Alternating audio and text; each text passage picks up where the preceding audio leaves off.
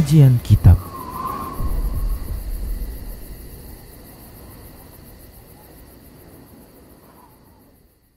Bismillah, assalamualaikum warahmatullahi wabarakatuh. Innal hamdalillah nahmaduhu wa nasta'inuhu wa nastaghfiruh wa na'udzu billahi min shururi anfusina wa min sayyiati a'malina. May yahdihillahu fala mudilla lahu wa may yudlilhu fala hadiya lahu. Wa asyhadu an la ilaha illallah wahdahu la syarika lahu. Wa asyhadu anna Muhammadan abduhu wa rasuluhu sallallahu alaihi wasallam. Qala Allah tabaraka wa ta'ala, ya ayyuhalladzina amanu taqullaha haqqa tuqatih wa la tamutunna illa wa antum muslimun. Ya ayyuhan nasu taqu rabbakumul ladzi khalaqakum min nafsin wahidah wa khalaqa minha zawjaha wa bassa minhuma rijalan katsiran wa nisaa'a wattaqullaha alladzi tasaaluna bihi wal arham innallaha kana 'alaikum raqiba. Ya ayyuhalladzina amanu taqullaha wa qulu qawlan sadida yuslih lakum a'malakum wa yaghfir lakum dhunubakum. Wa man yuti'illaha wa rasulahu faqad faza fawzan 'azima, amma ba'd. Fa inna asdaqal haditsi kitabullah wa khairal huda huda Rasulillah sallallahu alaihi wasallam wa syarral umuri muhdatsatuha wa kullu muhdatsatin bid'ah wa kullu bid'atin dhalalah wa kullu dhalalatin finnar. Para hamba Allah rahimani wa rahimakumullah, alhamdulillah. Mari kita bersyukur kepada Allah yang selalu memberikan nikmatnya kepada kita. Salawat dan salam tak lupa kita ucapkan untuk Rasulullah sallallahu alaihi wasallam. Kita lanjutkan pembahasan fikih haji dan umrah, bahasan tentang sunnah-sunnah tawaf. Sunnah-sunnah tawaf, hal-hal yang disunnahkan di dalam tawaf.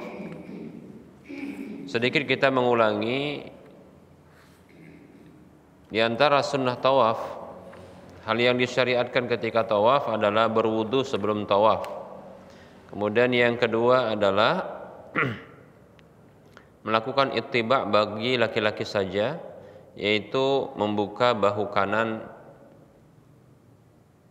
dan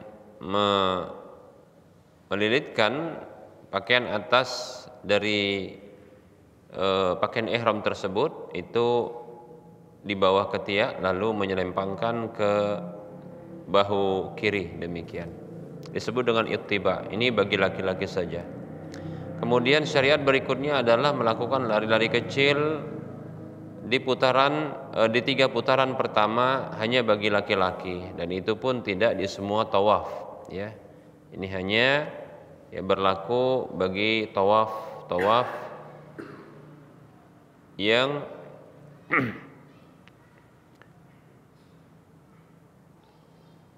dilakukan, ya, tawaf yang dilakukan untuk tawaf yang setelahnya nanti ada sa'inya, ya. Kemudian berikutnya adalah menyentuh dan mencium hajar aswad, ya, di setiap putaran. Kalau tak mampu mencium maka ya menyentuh hajar aswad dengan tangan kanan lalu mencium tangan yang menyentuh tersebut. Kalau tak mampu maka memberikan isyarat sembari membaca bismillah Allahu akbar atau Allahu akbar saja. Demikian. Baik, berikutnya ini yang akan kita lanjutkan, yaitu sujud pada hajar aswad, sujud di atas hajar aswad, ya. Sujud ya sembari mencium, begitu, ya. Nah, ini berdasarkan hadis Abdullah bin Umar radhiyallahu anhuma. Ia mengatakan, ra'aitu Umar bin al-Khattab radhiyallahu anhu qabbala al-hajara wa sajada alaihi. Aku melihat, yaitu ayahnya melihat Umar bin Khattab radhiyallahu an mencium hajar aswad dan sujud di atasnya.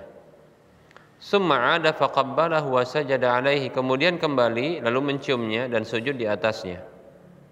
Jadi ini ketika maksudnya mungkin setiap putaran-putaran itu kan ada anjuran untuk menyentuh dan mencium. Nah, ketika mencium ini ya Umar radhiyallahu an sujud di atasnya. Demikian ya. Sujud di atasnya maksudnya meletakkan apa?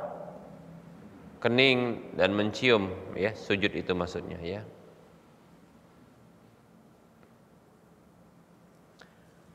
Summa qala, kemudian Umar mengatakan, hakadza ra'aitu Rasulullah sallallahu alaihi wasallam. Demikianlah ya, seperti ini aku melihat Rasulullah sallallahu alaihi wasallam.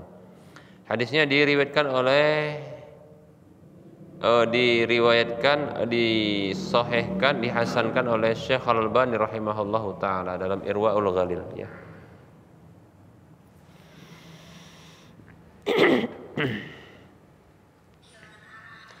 Demikian pula ada hadis yang sahih dari Ibnu Abbas radhiyallahu anhuma, di mana Ibnu Abbas radhiyallahu anhuma melakukan hal itu. Ya. Syekh Al-Albani rahimahullah taala mengatakan dalam Irwaul Ghalil di jilid yang keempat di halaman 312, fayabdu min majmu'i ma sabaqa anna sujuda 'alal hajari al-aswadi sabitun. Maka tampaklah dari gabungan riwayat-riwayat yang telah berlalu ini bahwasanya sujud di atas Hajar Aswad itu sahih marfu'an wa mauqufan wallahu a'lam. Sahih secara marfu' yaitu sampai kepada Rasulullah yang melakukannya, dan mauquf yaitu para sahabat yang melakukannya, wallahu a'lam. Baik ya. Kemudian berikutnya adalah menyentuh rukun yamani. Ya, rukun yamani yaitu sudut yang ke arah Yaman. Nah, mana itu rukun yamani? Yaitu sudut yang mengarah ke Yaman.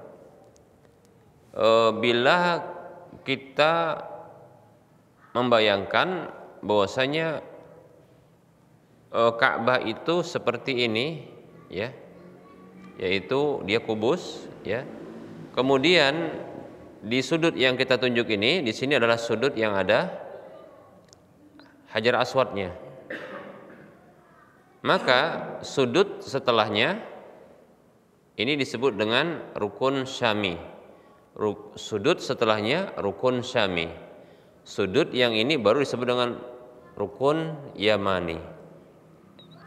Demikian pula sudut yang ada Hajar Aswadnya itu termasuk rukun yamani, tapi lebih tepat biasanya disebut dengan rukun hajar, atau kita katakan ya rukun yang ada sudut yang ada Hajar Aswadnya, demikian. Nah, seperti itu. Baik ya. Nah, ketika melewati memutar itu ada anjuran untuk menyentuh ya sudut-sudut yamani itu ya. Berarti satu sudut sebelum apa? Hajar Aswad ketika muter. Ya. Berdasarkan hadis Abdullah bin Umar radhiyallahu anhuma yang mengatakan, lam aran nabiyya sallallahu alaihi wasallam yastalima minal baiti illa ar-ruknaini al-yamanaini. Hadisnya diriwayatkan oleh Imam Al-Bukhari dalam kitab sahihnya, Imam Muslim dalam kitab sahihnya. Tentunya hadis yang sahih.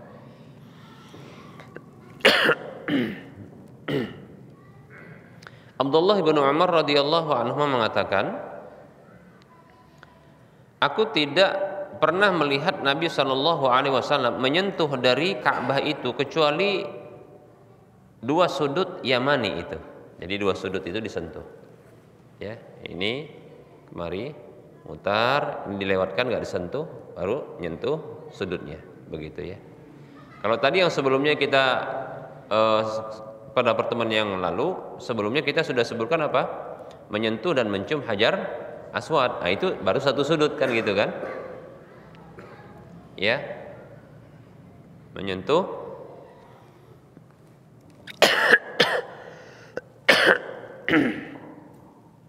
menyentuh Hajar Aswad dengan salah satu dari tiga cara. Menyentuh dan menciumnya, tambah sujud padanya, ya. sujud di atasnya maksudnya ya, supaya nggak keliru nanti dikirain sujud ke arah makhluk begitu ya. Ya, bukan, tapi maksudnya sujud di atasnya. Kalau tak mampu juga karena nggak bisa mencium, karena padatnya, ya, karena crowdednya, maka cukup menyentuh dengan tangan kanan lalu mencium apa? Iya, tangan yang menyentuh Hajar Aswad tersebut. Kalau tak mampu maka isyarat demikian dengan membaca Bismillah Allahu Akbar atau Allahu Akbar saja. Nah, ada juga anjuran untuk menyentuh satu sudut sebelum sudut yang ada Hajar Aswadnya. Menyentuh ya. Menyentuh di sini untuk satu sudut sebelum sudut yang ada satu sudut sebelum Hajar Aswad itu kalau tak mampu maka ya tidak disyariatkan untuk memberikan isyarat. Jadi sudut sebelum Hajar Aswad, satu sudut sebelum Hajar Aswad, ya, itu syariatnya cuma disentuh, tidak ada syariatnya untuk dicium, ya, demikian. Tidak ada syariatnya kalau tak bisa tidak bisa menciumnya, lantas nanti disentuh kemudian dicium tangannya, nggak mesti begitu. Begitu juga tidak ada syariatnya ketika tidak bisa menyentuhnya memberikan isyarat, itu tidak ada syariat begitu. Yang diperlakukan begitu adalah Hajar Aswad, paham ya, sudut yang ada Hajar Aswad. Nah, baik para hamba Allah rahimani wa rahimakumullah. Nah, ada catatan terkait dengan tawaf ini, lebih-lebih adalah di momen-momen ketika melewati Hajar Aswad, begitu juga sudut yang ada satu sudut sebelum Hajar Aswad, yaitu tidak boleh untuk berdesak-desakan dengan laki-laki, ya. Yang ini terkadang disalahpahami oleh sebagian orang, ya. Bersentuhan, berdesak-desakan laki-laki ataupun perempuan dengan laki-laki, ya, itu tidak dibenarkan, itu dilarang. Inilah disebut dengan apa? Ikhtilat, ya. Ikhtilat dilarang itu karena ini bisa persentuhan, menyentuh. Nah, menyentuh itu, ya, lawan jenis yang bukan mahramnya, maka ada ancaman. Dalam hadis riwayat Tabrani, Nabi sallallahu alaihi wasallam bersabda, la an yuta'ana fi ra'si ahadikum bi mikhyatin min hadidin khairul lahu an yamassa imra'atan lam tahilla lahu. Sungguh ditusuknya pada kepala salah seorang di antara kalian dengan pasak yang terbuat dari besi, itu lebih mending, lebih baik bagi dirinya ketimbang dia menyentuh wanita yang tidak halal bagi dirinya. Wanita yang tidak halal itu yang bukan istrinya, yang bukan mahramnya, demikian. Maka jangan karena sebuah hal yang sunnat, menyentuh, mencium Hajar Aswad atau menyentuh rukun Yamani yang berada sebelum, ya, Hajar Aswad, itu lantas melakukan tindakan dosa seperti ini, berdesak-desakan, ya. Bukan merupakan kebanggaan bisa cium Hajar Aswad sembari dia apa? Berdesak-desakan dengan laki, perempuan, laki. Lebih-lebih terkadang melakukan kezaliman dengan menyikut, ya, dengan menjejal, nah seperti itu. Terkadang orang terdorong ke belakang, kan begitu ya. Terkadang seperti tertarik, nah terdorong, tergencet, nah seperti itu. Karena hal seperti ini, padahal hukumnya sunnat, bukan wajib. Nah, ini kesalahpahaman yang kita katakan ini salah di dalam memahami. Abang menciumnya sunnat kok, menyentuhnya sunnat, ngapain dipaksain? Makanya kalau saya jadi pembimbing, ya, pembimbing umroh, itu selalu mewanti-wanti hal ini, yang ngasih tahu hal seperti ini, bahwasanya jangan melakukan ya sebuah dosa hanya untuk mendapatkan perkara yang sunnah, demikian ya. Bahkan sebuah hal yang wajib saja, sebuah hal yang wajib, nah itu bisa digugurkan ketika dia berbenturan dengan perkara dosa, ya dikalahkan dia. Karena ketika berbenturan antara yang wajib dengan yang dengan yang dilarang, yang haram, sebagian ulama ya itu mendahulukan untuk menghindarkan yang haram. Ya, mereka mengatakan ya daf'ul madarrati muqaddamun ala jalbil manfaati. Ya. Menolak kemudaratan itu lebih dikedepankan ketimbang mengambil manfaat. Kadang begitu. Baik para hamba Allah rahimani wa rahimakumullah, ya. Apalagi yang sunat, ya, yang sunat, maka jangan dipaksain, ya. Saya ulangi supaya ini terbayang dalam benak kita. Enggak hebat lah, ya, enggak keren lah kita katakan, ya, enggak usah dibangga-banggakan lah.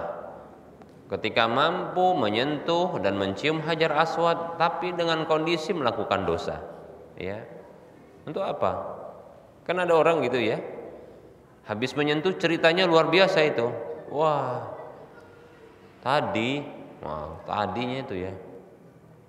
Serius sekali mulutnya bercerita itu ya. Tadi katanya ya. Oh, saya berhasil nyentuh Hajar Aswad, cium lagi katanya. Oh, bangga kali rasanya, ya. Nangis hati ini. Yang dengar pun nangis juga lah kita. Kenapa lah dilakukan? Sudah dilarang dilakukan.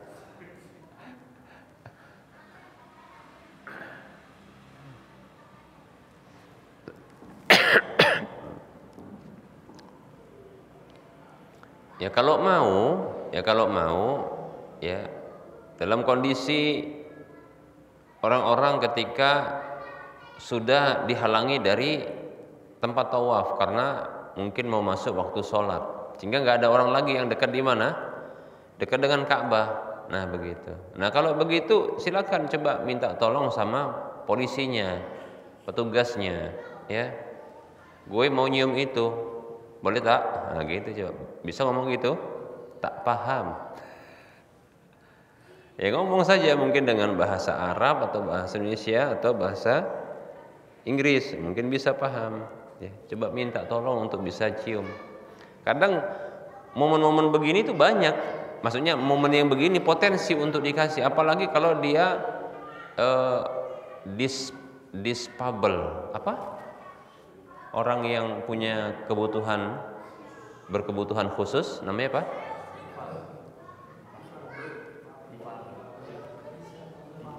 Difabel.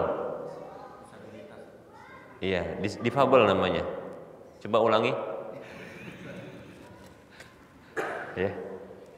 Ya, pokoknya orang yang berkebutuhan khusus gitu ya. Ya, mungkin karena dia pincang, karena mungkin hal-hal yang ini ya.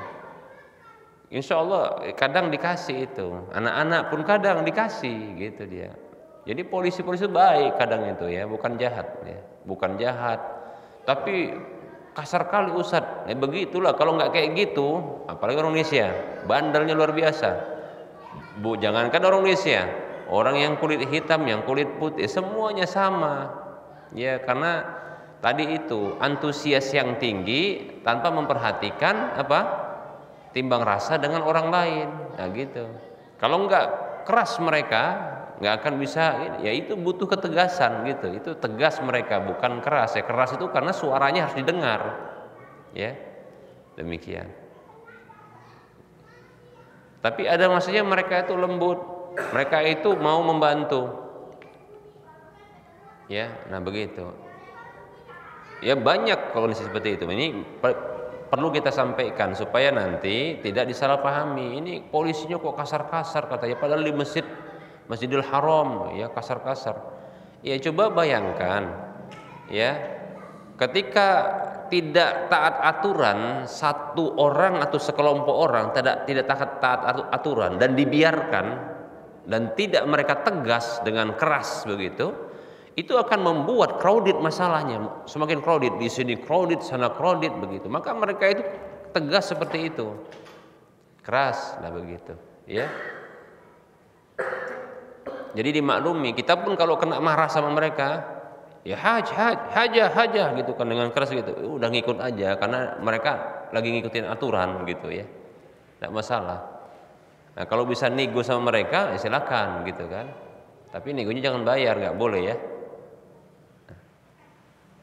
Nah seperti itu. Nah buktinya mereka itu baik, mereka itu dalam kondisi tidak kondisi yang crowded, itu mereka santai, diajak canda pun bisa.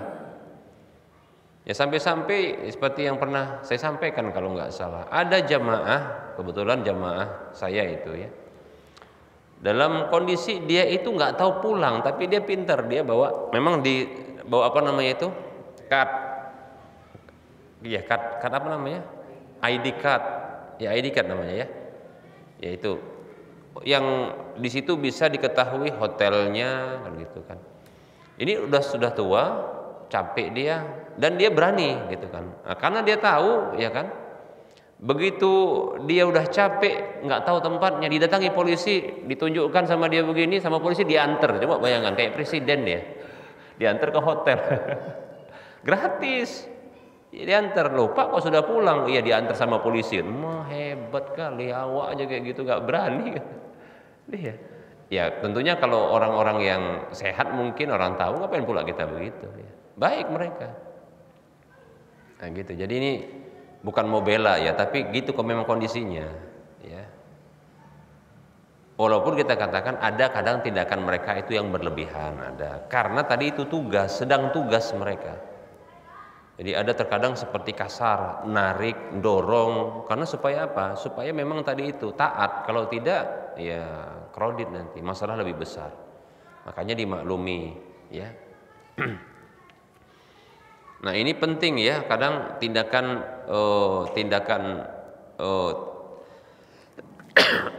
tegas dari petugas, bahkan terkadang kita juga. Saya dapatkan juga sebahagian dari petugas-petugas yang ada di travel itu kadang tegas. Saya pernah dapatkan tegas, ya, nah begitu, tegas gitu ya. Kalau dikasih tahu ngeyel, kadang sampai marah itunya, tour leadernya, nah gitu. Kemudian karena masalah kalau hilang dia bahaya, nah gitu. Ya. Walaupun kita katakan nggak mestilah kasar ya. Baik para hamba Allah rahimani wa rahimakumullah.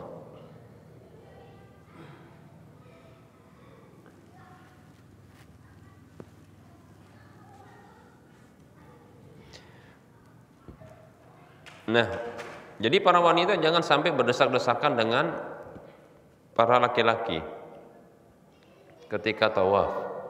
Lebih-lebih ketika ya momen tadi kita katakan yang ini diminati dan ada antusias yang tinggi dari para jamaah ya, baik itu haji maupun umroh. Itu ketika menyentuh sudut rukun Yamani atau mencium Hajar Aswad ya, demikian. Ada teladan kita dari Ibunda Aisyah radhiyallahu anha.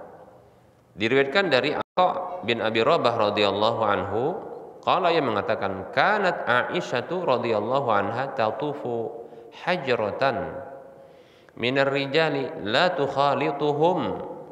Faqalat imra'atun intaliqi nastalimu ya ummal mu'minin. Qala intaliqi anni wa abad.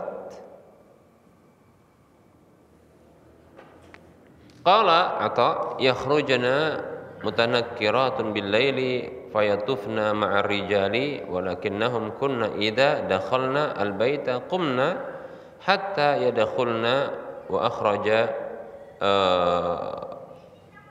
wa ukhrijar rijalu ya. Hadisnya diriwayatkan oleh Imam Bukhari dan Abdul Razzaq. Dari Atha bin Abi Rabah radhiyallahu anhu rahimahullahu taala, ia mengatakan dahulu ibunda Aisyah radhiyallahu anha tawaf dalam kondisi menjauhi ya para lelaki, menghindar dari kalangan laki-laki, tidak bercampur baur dengan mereka. Salah seorang wanita itu berkata kepada ibunda Aisyah radhiyallahu anha, ya, intaliqi, ayo mari ya ummul mukminin, ya nastalimu ya ummul mukminin, ayo mari wahai ibunda ummul mukminin, kita ini melakukan istilam, yaitu menyentuh Hajar Aswad, ya. Qalat, maka ibunda Aisyah mengatakan intaliqi anni, ya menyingkirlah dariku, maksudnya tak perlu mengajakku, begitu ya. Wa abad, dan dia tak mau. Itu ibunda Aisyah radhiyallahu anha enggak mau. Kenapa? Ya, karena akan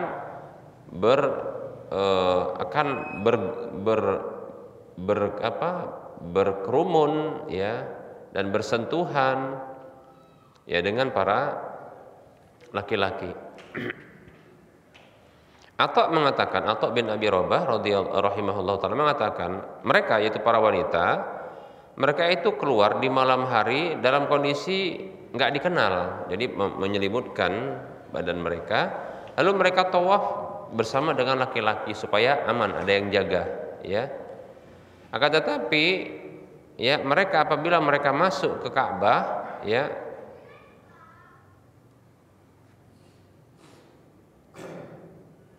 maka mereka akan masuk, kemudian ya para laki-laki itu akan dikeluarkan dari Ka'bah tersebut.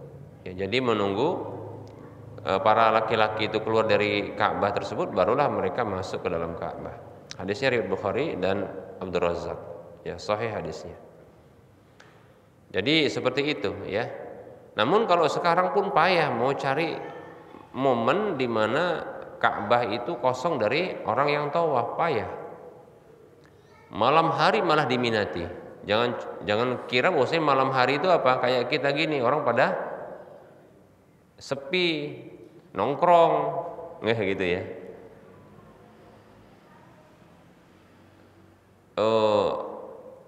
Malam hari malah rame. Kenapa kok rame? Karena pertama, ya kondisi dingin, tidak panas.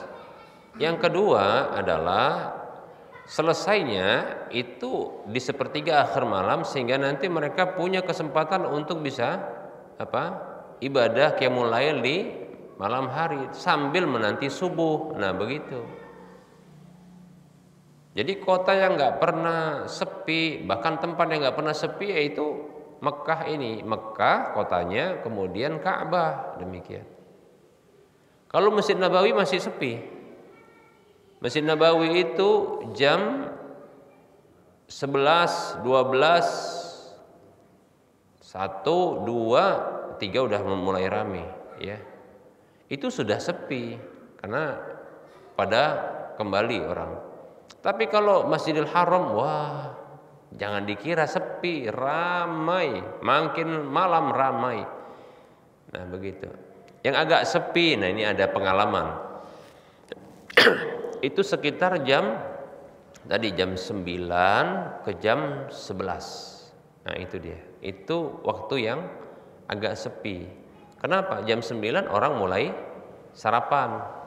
Itu sarapan gitu kan. Kemudian yang mereka itu istirahat dari yang malam hari, istirahat. Jadi sedikit. Nah, begitu dia. Jadi kemudian itu yang agak sepi tadi itu pun udah rame.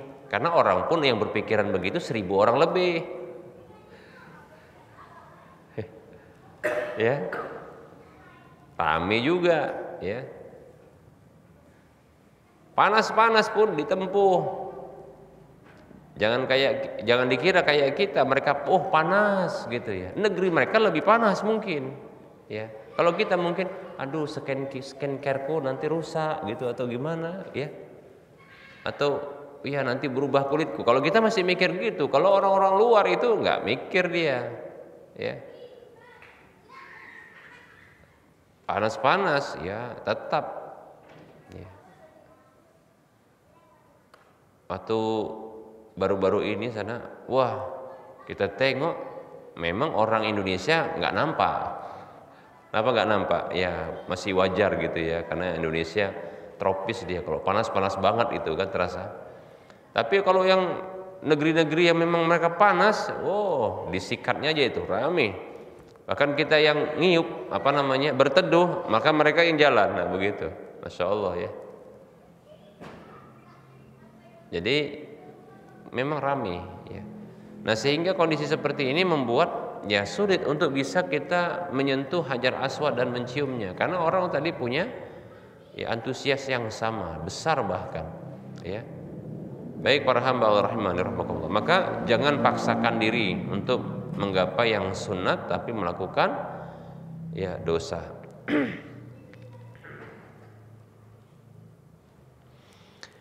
Nah, Ummu Salamah istri Nabi SAW, Ummu Salamah radhiyallahu anha pernah ya mengadu kepada Rasulullah tentang hal ini. Jadi di zaman Rasulullah juga pun ternyata para laki-laki itu berminat dan bersemangat antusias untuk ya menyentuh Hajar Aswad. Maka Nabi mengatakan kepada istrinya, ya Nabi SAW mengatakan, tufi mi wara'in nas wa anti raqibatun. Ya, tawaflah dari belakangnya orang-orang. Tawaf dari belakangnya orang-orang. Ya, dalam kondisi engkau berkendara naik kendaraan. Nah seperti itu. Jadi nggak akan bersentuhan, tidak akan bersentuhan. Ya. Hadis ini hadis yang dikeluarkan oleh Imam Bukhari, Imam Muslim. Baik para hamba Allah rahimani wa rahimakumullah.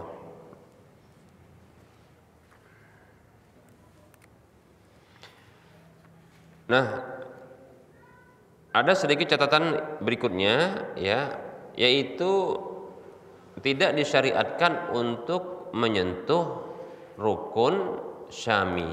Rukun syami tadi apa? 2 rukun setelah rukun yang ada Hajar Aswad ya. 2 rukun atau 2 sudut setelah sudut yang ada Hajar Aswadnya. Nah itu dia. Jadi Hajar Aswad rukun atau sudutnya, 2 rukun setelah itu atau 2 sudut. Nah itu tidak perlu disentuh. Nggak ada syariat begitu. Kenapa? Karena Abdullah bin Umar radhiyallahu anhu mengatakan, lam aran nabiyya sallallahu alaihi wasallam yastalimu minal baiti illa ruknaini al-yamanaini. Hadisnya riwayat Bukhari Muslim.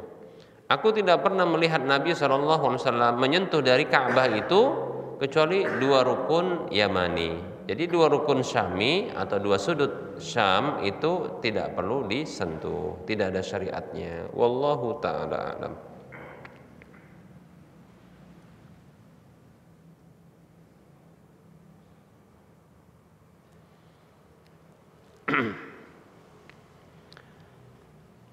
Rukun Syami adalah sudut yang dia menghadap ke utara dan ke barat ya, ke utara dan ke barat.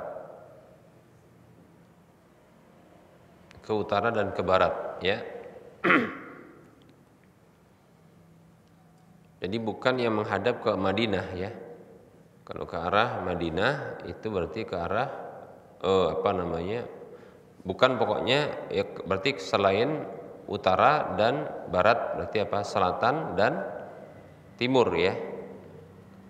Kalau itu rukun Yamani. Kalau rukun Syami adalah sudut yang dia ke arah utara dan barat, demikian. Baik. Kemudian yang dianjurkan berikutnya adalah membaca doa dengan doa sapu jagat kata orang Indonesia.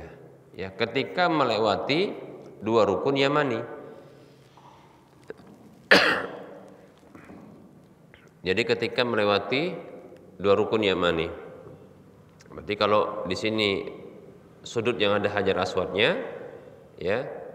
Mana dia 2 rukun Yamani, ini dengan ini. Berarti ketika lewat di sini kita lewat muter. Ketika lewat di sini maka baca Rabbana atina fid dunya hasanah wa fil akhirati hasanah wa qina adzabannar. Itu berulang karena bisa dibaca beberapa kali ya. Jadi hadis yang mengatakan Abdullah bin Sa'ib, dari Abdullah bin Sa'ib ya rahimahullah radhiyallahu anhu, yang mengatakan sami'tu an-nabiyya sallallahu alaihi wasallam wa huwa yaqulu bainar rukni wal hajari.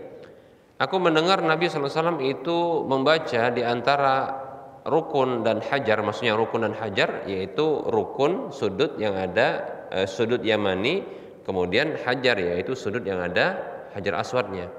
Bacanya apa?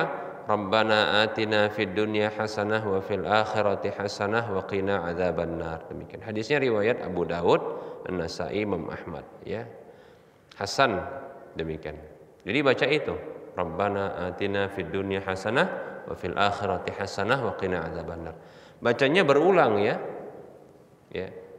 Hadis ini bukan maksudnya Rasulullah itu bacanya sekali saja selama itu. Ya, kalau selama itu bacanya berarti pelan-pelan lah. Rabbana atina. Enggak gitu ya. Bacanya bukan sekali, tapi dia bisa berulang gitu.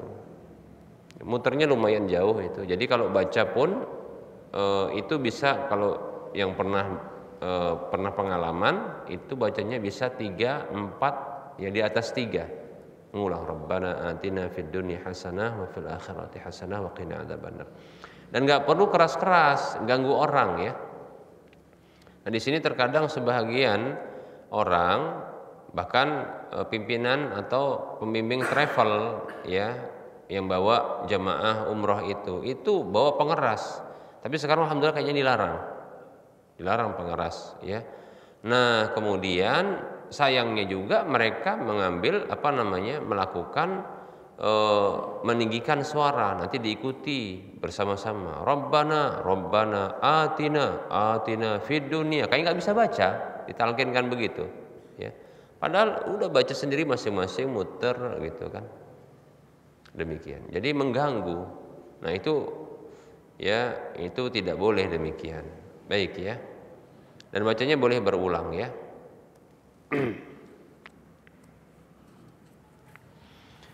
Syekhul Islam Ibnu Taimiyah rahimahullahu taala, beliau mengatakan dalam kitab Majmu' Fatawa beliau di jilid yang ke-26 di halaman 122, beliau mengatakan wa yustahabbu lahu fit tawafi an yadhkurallaha taala.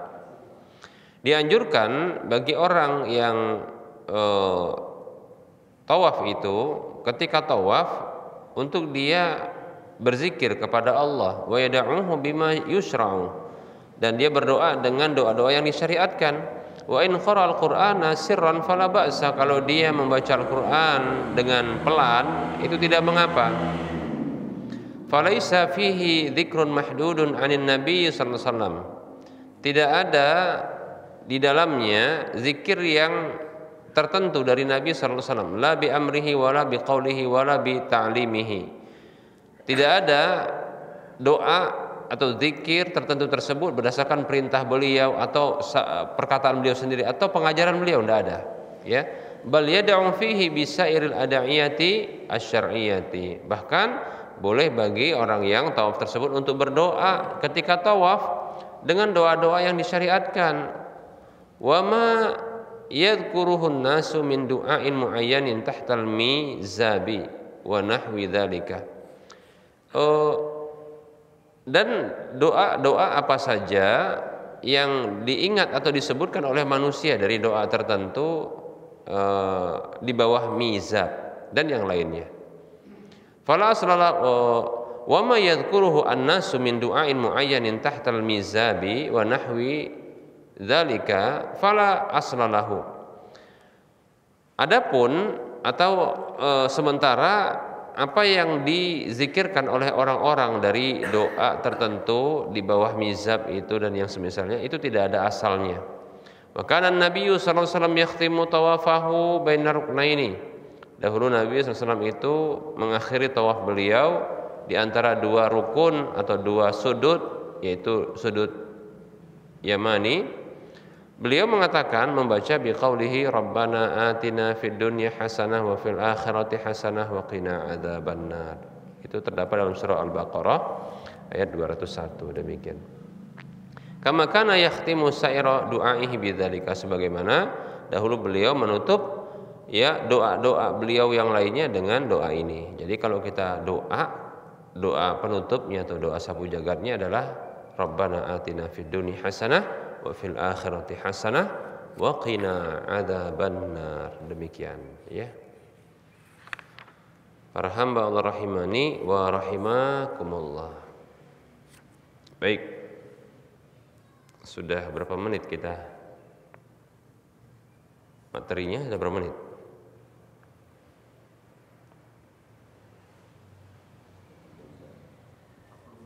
40 menit. Baik ya, kita buka saja sesi soal jawab ya. Barangkali ada pertanyaan yang ingin ditanyakan.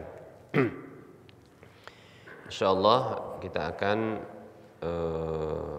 lanjutkan pada pertemuan yang akan datang. Baik.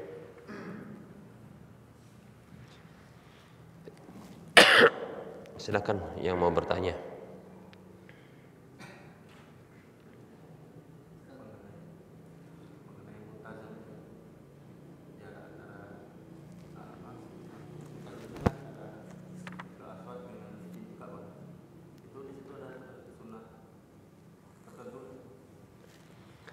Ya, pembahasan multazam nanti ada waktunya ya.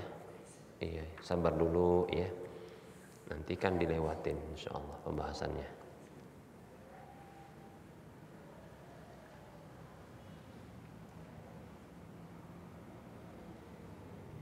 Baik, silakan.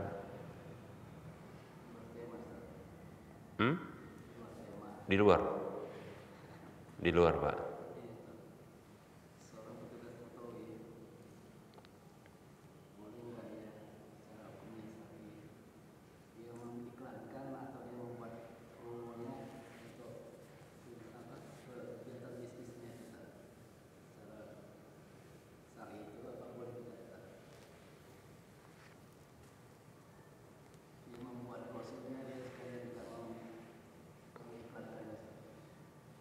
Kalau bisnis kan boleh. Ya kan namanya bisnis kan dia iklankan, kemudian dia promosikan. Ya kan enggak masalah dia bisnis diiklankan. Dia petugas mutawifnya. Iya, memang dia ini. Mungkin juga dia dibayar untuk itu. Apa masalahnya? Yang penting jangan dia iklankan. Satu di masjid, berarti jualan di masjid. Yang kedua, ya di tempat-tempat yang di situ dilarang iklan. Nah, begitu baru nggak boleh kan gitu. Kenapa? Karena memang bukan tempatnya untuk iklan-iklan kan gitu. Tapi kalau di tempat yang memang dia boleh untuk berjualan, ya kondisi dia mutawifnya, kondisi dia pembimbingnya, kondisi mungkin dia pekerja atau admin dari sebuah travel umroh, dia iklankan, mungkin dia memang dibayar untuk itu, atau dia ingin mengambil fee atas jasa iklan itu, boleh saja. Masalahnya di mananya yang jadi masalah itu?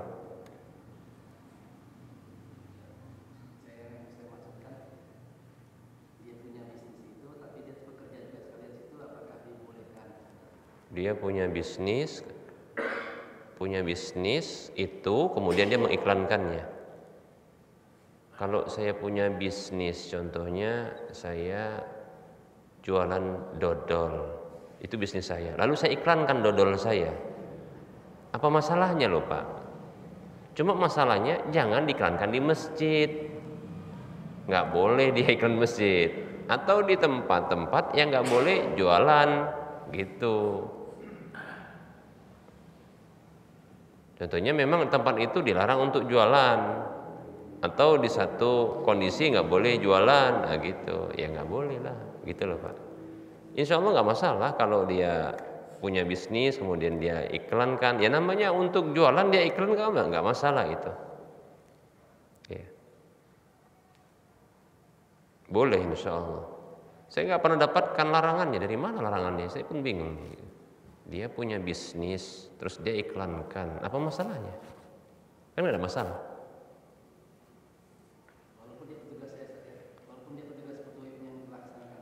Walaupun dia petugasnya, iya nggak apa-apa. Mungkin di sini, apakah dia diduga apa ini? Larangannya di mana letak larangannya? Apakah mungkin dia diduga bahwasanya, oh dia ini mengambil keuntungan dari sebuah ibadah, apa gitu maksudnya? Ya, mungkin diduga ya. Saya tidak mengidentifikasi sebuah masalah apakah ini jadi terlarang seperti itu atau tidak gitu kan. Dia punya bisnis, kemudian dia iklankan, hukum asalnya boleh, memang begitulah. Kalau dia bayar orang kan tentunya berbiaya, jadinya keluar biaya, ya dia sendiri, nah gitu kan nggak apa-apa. Jadi saya nggak dapatkan ya, hukum asalnya adalah boleh, ya hukum asalnya boleh sampai ada dalil yang melarangnya gitu kan.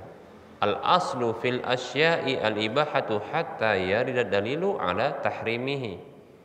Segala sesuatu urusan dunia, ya jualan jasa keberangkatan umroh itu urusan dunia, jualan itu, ya. Dengan jasa-jasa tadi kan, itu adalah boleh, ya. Maka hukum asalnya boleh sampai ada dalil yang mengharamkan atau melarangnya.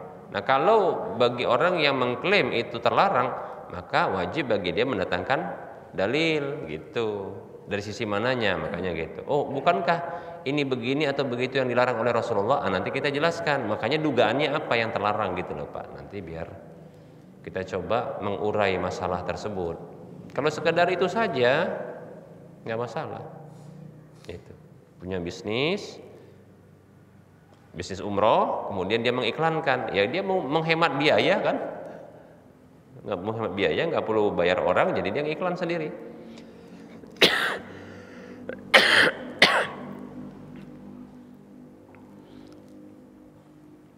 Ya gitu Pak. Atau saya butuh buka travel umroh gitu,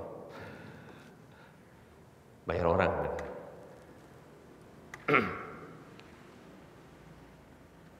Gitu Pak.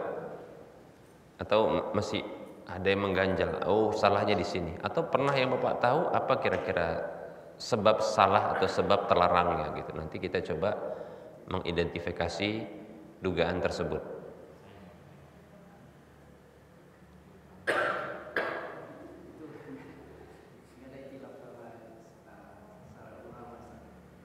Istawana nggak ada, apa masalahnya gitu?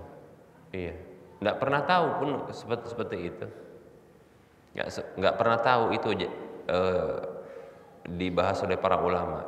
Ya secara umum ya boleh saja, ya. Karena hukum asalnya begitu yang disebutkan kaidah oleh para ulama. Hukum asal segala sesuatu adalah boleh sampai ada dalil yang mengharamkannya. Bagi mengatakan itu terlarang dan haram, orang yang mengatakan itu datangkan dalilnya, karena dia hukum asalnya boleh gitu Pak. Paham ya? Makanya mana tahu Bapak punya dugaan, apa nggak terlarang dari sisi ini? Nanti kita coba dari sisi mananya dia kenanya gitu dia, ya.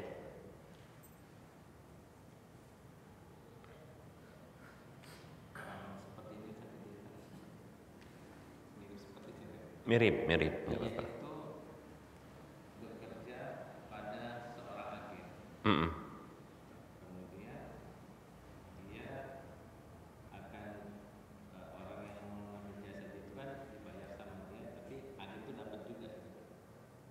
Nah, kemudian dia nawari kalau mau sama saya langsung saya aja, jadi nggak kena agen langsung ke saya gitu. Jadi ini apakah kayak berkhianat itu? Misalnya ada tukang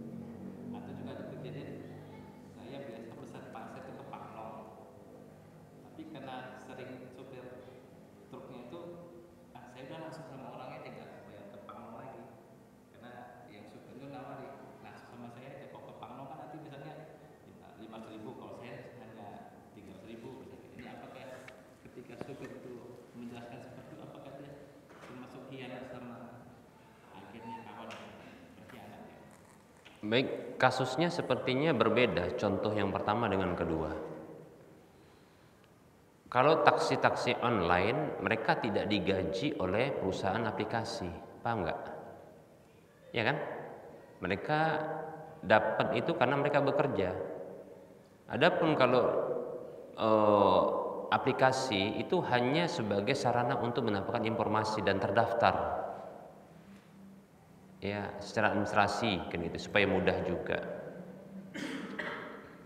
Jadi kalau dia contohnya menawarkan kepada pihak pelanggan yang menggunakan aplikasi ketika itu untuk digunakan jasa dia tanpa harus lewat aplikasi, nah condong itu bukan merupakan bentuk pengkhianatan. Kenapa? Karena dia tidak sedang dibayar oleh perusahaan aplikasi. Makanya saya tanyalah dulu, ya, Anda bertanya, saya tanya balik. Benarkah apa yang saya nyatakan bahwasanya para driver ini itu tidaklah digaji oleh pihak perusahaan aplikasi? Betul atau tidak? Betul atau iya?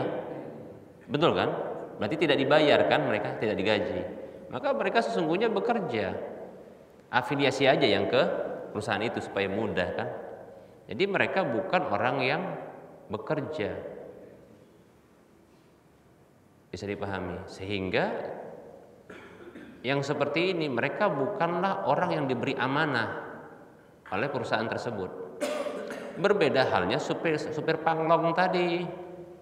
Supir panglong, kalau di sini panglong yang namanya ya. Namanya apa kalau toko apa? Toko besi. Iya, toko-toko besi, jual-jual semen besi gitu ya. Material, toko material.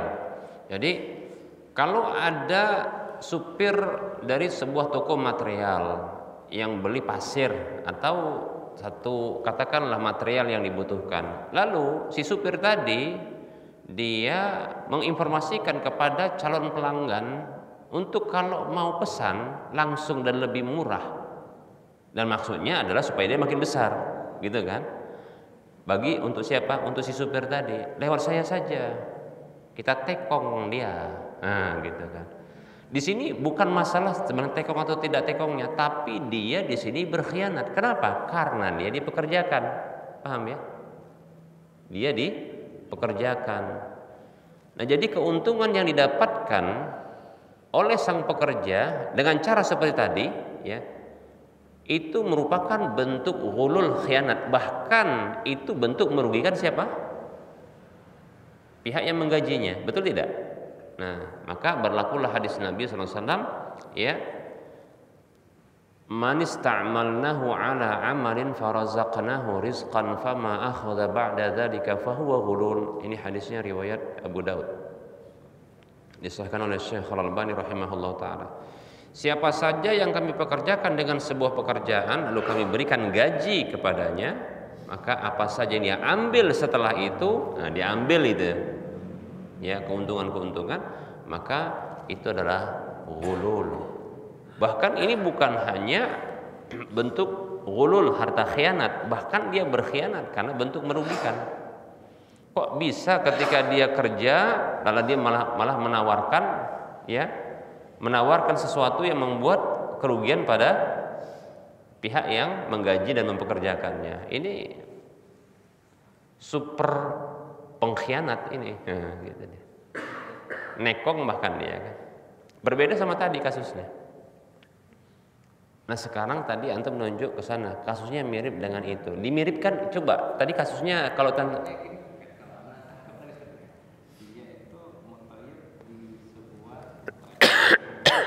tapi ketika dia mengajak pelanggannya ini, jemaahnya, dia nanti kalau mau berikutnya ini sama saya aja, saya langsung. Oh, itu tadi maksudnya bukan punya bisnis dan dia mengiklankan atau mempromosikan bisnis dia sendiri, bukan itu. Tadi kasusnya begitu, Pak. Loh, beda ini. Jadi tanyakan sama beliau sama yang ini beda. Entah nggak bisa mengungkapkan masalah karena bingung terhadap masalah, ya kan? Kan ada orang bingung juga. Aku bingung mau tanya. Aku ada pertanyaan tapi aku bingung. Nah, ada orang begitu. Kayak itu orang mau poligami bingung mengungkapkannya mau poligami gimana gitu ya. Bingung dia.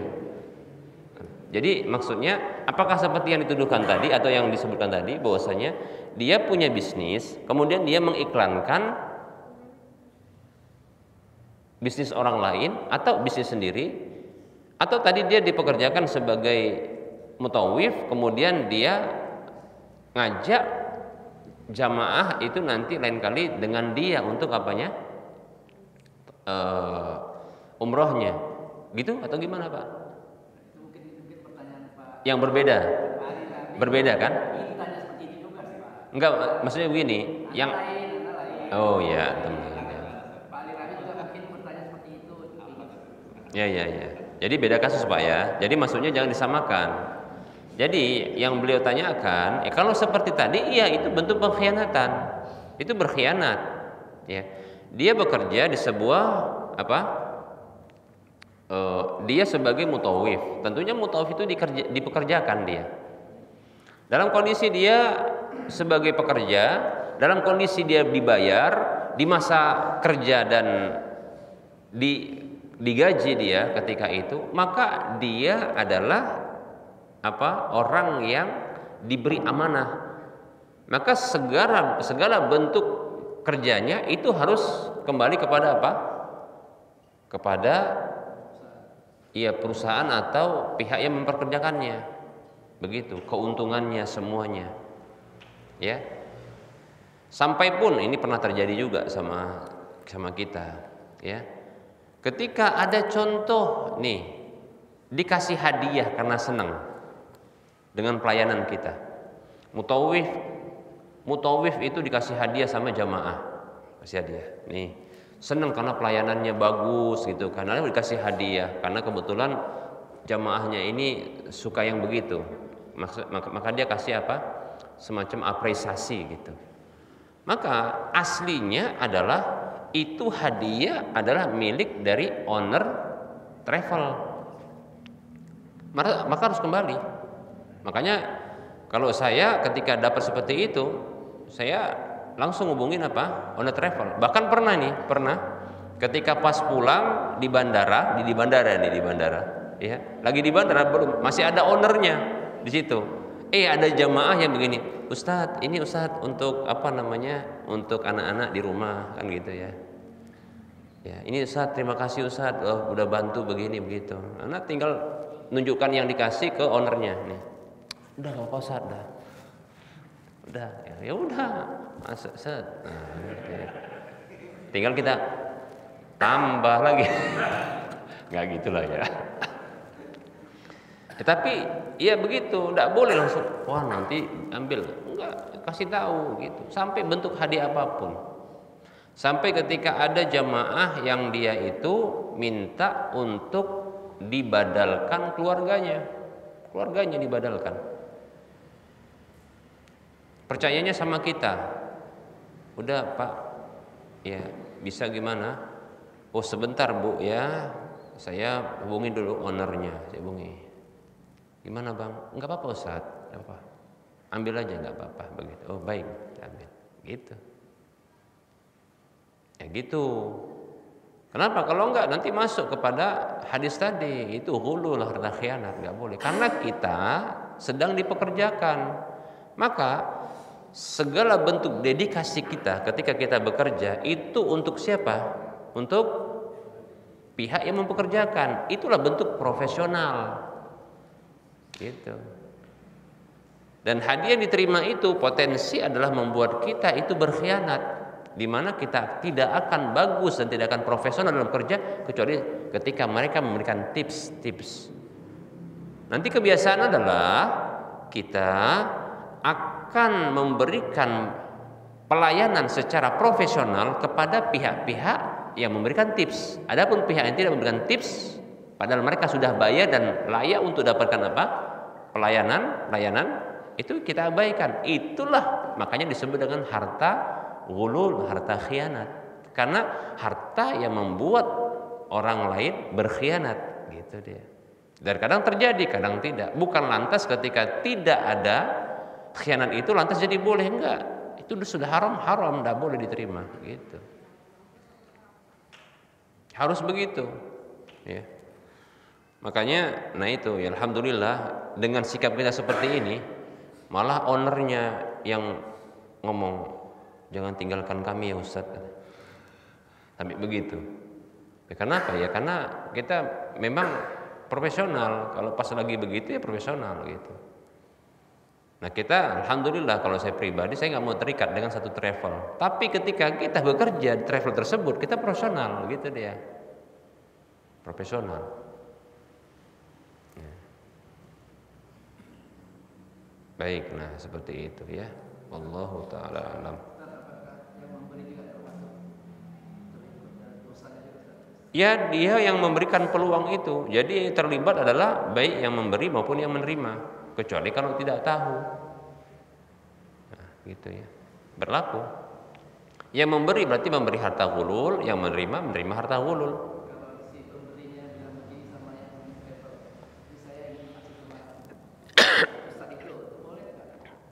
Kalau diketahui oleh orang yang menerima bahwasannya owner telah setuju, boleh diterima. Paham maksudnya? Iya. Boleh memberi dan boleh menerima. Kalau saya contohnya ada seseorang yang mengatakan begini, Ustadz saya sudah izin sama pihak owner untuk memberikan hadiah kepada Ustadz. Kalau ana sebelum terima telepon betul dulu. Kenapa? Bisa dihubungi. Kalau nggak bisa baru payah kan gitu kan, susah. Tapi kalau bisa dihubungi dulu. Ini ada yang mau ngasih hadiah, gimana? Oke Ustadz, terima. Kalau enggak. Kalau katanya sini Ustadz, kasih kembalikan. Nah, gitu. Kenapa? Ya begitu. Gak keren lah gara-gara segitu masuk neraka, ghulul, khianat gitu. Gak keren saya katakan. Kaya dengan begitu. Kalau rezeki itu akan datang. Pasti, nah gitu. Jadi tidak usah kita melakukan hal-hal yang cara-cara yang haram untuk mendapatkan rezeki. Demikian ya. Wallahu taala a'lam. Ada yang lain mau bertanya? Ya. Cara menjaga hati agar tidak mudah baper.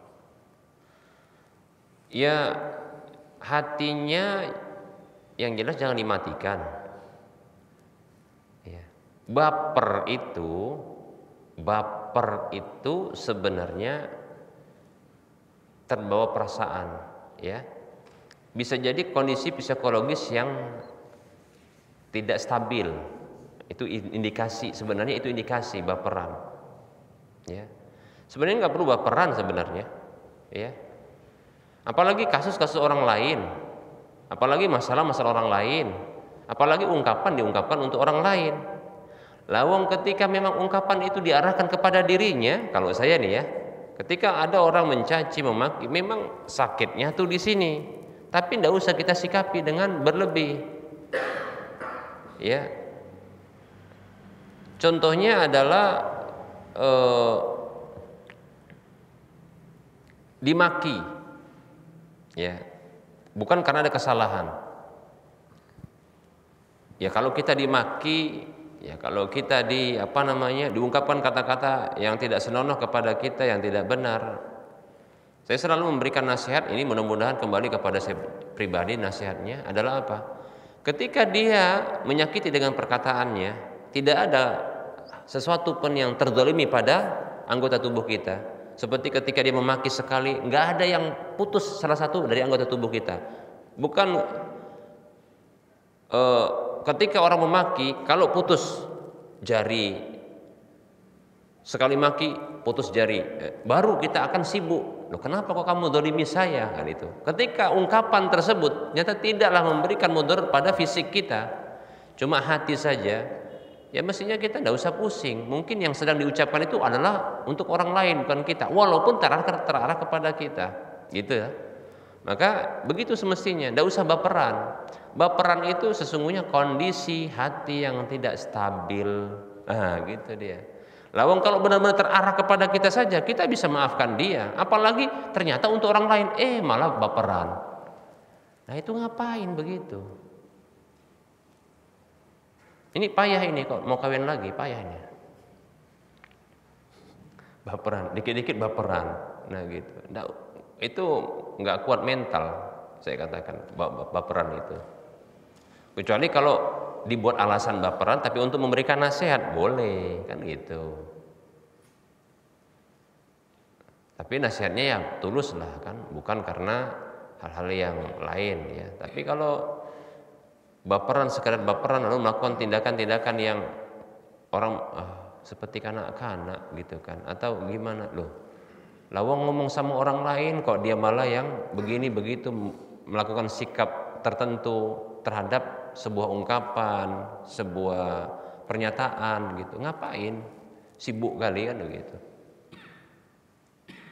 Lawang jelas kalau seandainya terarah ungkapan itu kepada kita, mesti apa? Sabar. Kenapa? Tak ada menyakiti anggota tubuh kita. Enggak ada ungkapan itu membuat putusnya jari kita, hidung kita, telinga kita. Nah gitu. Enggak ada yang terluka. Ngapain pula? Cuma hati saja. Nah disinilah hati itu harus kuat gitu. Nah ketika hati enggak kuat, ya itulah tadi kita katakan, itulah kondisi hati yang tidak stabil, lagi labil. Nah gitu dia.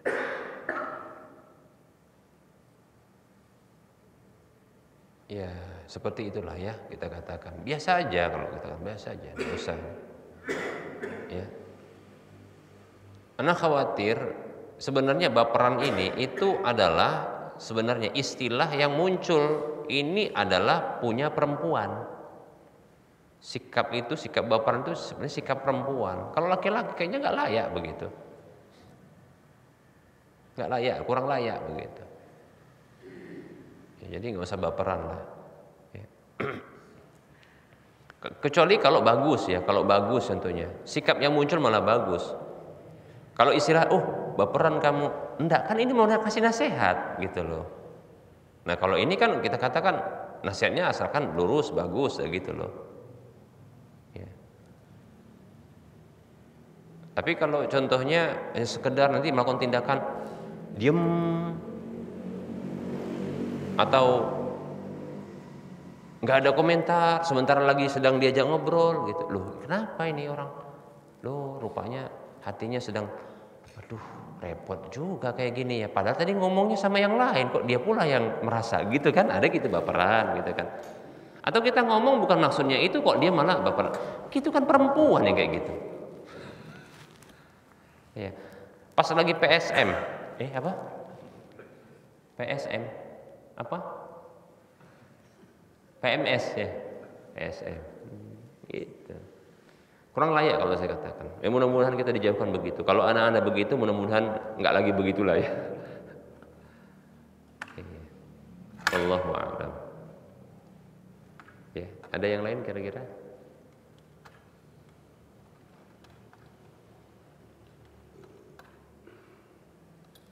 Terus nanti gitu juga. Ada yang tadi kan pertanyaan tentang baperan, nanti ada yang baperan itu kayaknya untuk aku itu. Itu dia masalah itu. Itu nembak ke aku. Itu pula kena pula dia merasa, aduh. Pun ustadz itu jangan-jangan ngomong masalah anak ini, jangan-jangan itu. Malas datang lagi. Lah, ya Allah, kok semakin kayak keperempuanan gitu. Gak usah gitu kali. Yang kuat gitu, yang kuat fisik kuat, apalagi mental kuat, jangan mental kuat, nah gitu, kuat mental.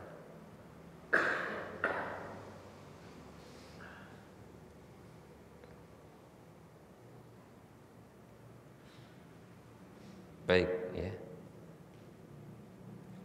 Ada yang lain mau bertanya?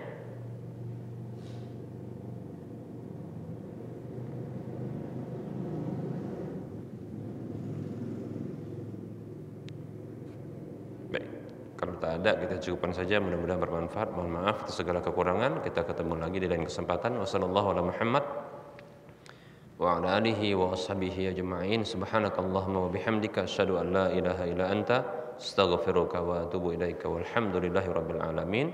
Wassalamualaikum warahmatullahi wabarakatuh.